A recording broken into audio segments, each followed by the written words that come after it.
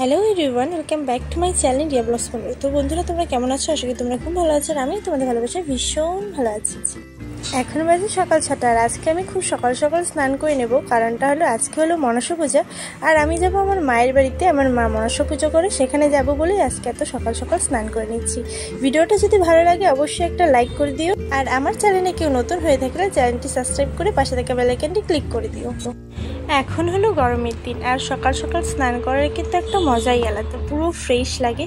কিন্তু ওই দুপুরবেলায় যখন আবার গরম দেয় আর আবার ঘামি, তখন মনে হয় আরও একবার স্নান করে নিই, পুরো বেকার হয়ে যায় জানো। আর এখানে যা গরম পড়েছে কি বলবো, রোদে টেকাই যাচ্ছে না, আর আমার গায়ের কালার ডার্ক চকলেট হয়ে যাচ্ছে জানো। সেই জন্য সাবান দিয়ে পুরো ঘষে ঘষে স্নান করছি। আর সকালে স্নান করলে কি হয় বলো তো, রোদ থাকে না, তো অনেকক্ষণ ধরে স্নান করা যায়। দুপুর টাইমটাতে রোদ থাকে, খুব একটাক্ষণ রোদে বসে থাকতে ইচ্ছে করে না। আর এখানে এতটাই গরম কি বলবো, আমার বাড়ির সামনে যদি নদী থাকতো তাহলে আমি নদীতে গিয়ে স্নান করে আসতাম রোজ। আমার বাড়ি থেকে নদী অনেকটাই দূর, কিন্তু আমার দাদুর বাড়ি হলো কোচবিহার জেলা, আর দাদুর বাড়ির সামনেই তোষা নদী আছে। যতবার ছোটবেলায় দাদুর বাড়ি যেতাম ততবারই তোষা নদীতে স্নান করতাম, কিন্তু এখন আর হয় না, যেহেতু নদীটা অনেক বড় হয়ে গেছে। আগে নদীটা খুব ছোট ছিল, তাই মজার মতন করে স্নান করা যেত, কিন্তু এখন ভয় লাগে, আর দাদুরা নামতেও দেয় না, নিজেরাও নামে না। এখন সবাই বাড়িতেই বাথরুমেই স্নান করে।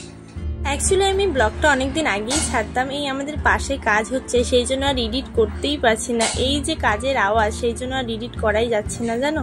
তাই একটু ফাঁকা পেলাম, তাও তোমরা একটু ম্যানেজ করে নিও, মাঝে মাঝে একটু আওয়াজ হচ্ছে লোহার। সো কী করবো, আমাকে তো ব্লগটা ছাড়তেই হবে, তাই না? আর হ্যাঁ, আজকের ড্রেসটা আমাকে কেমন লাগছে অবশ্যই কমেন্ট করে জানিও, আজকের ভিডিওটা কেমন লাগছে তাও জানিও।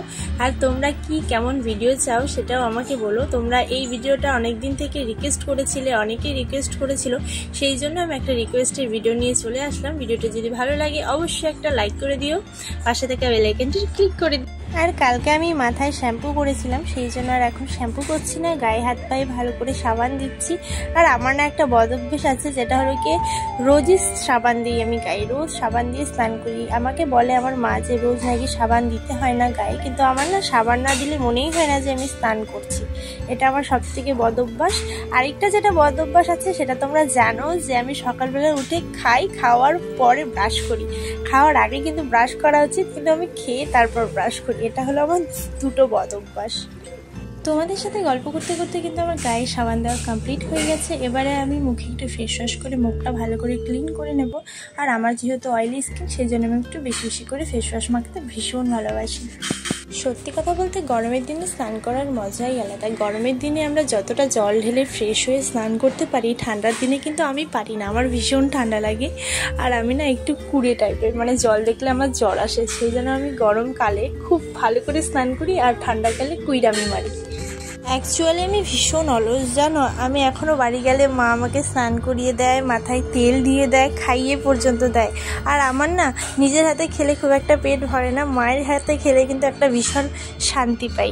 কার কার এমন হয় বলো? বুইড়া গাধি হয়েও এখনও ঠিকঠাক নিজের কাজ করতে পারি না, এই হলো আমার অবস্থা। শুনতে পাচ্ছ তোমরা, পাশে যে কাজ হচ্ছে রাজমিস্ত্রি, সেই জন্য আমি ঠিকঠাকভাবে এডিট করতে পারছি না। এই ভিডিওটা অনেক দিন আগেই করেছি, কিন্তু এত লাস্টে আমাকে ছাড়তে হলো। আমি এডিটই করতে পারছি না, ছাড়বো কখন বলো? এই হলো এক অসুবিধা। যাই হোক, এবার থেকে ভালো ভালো ভিডিও আসবে। সবাই আমার চ্যানেলে থেকো, আমার পাশে থেকো।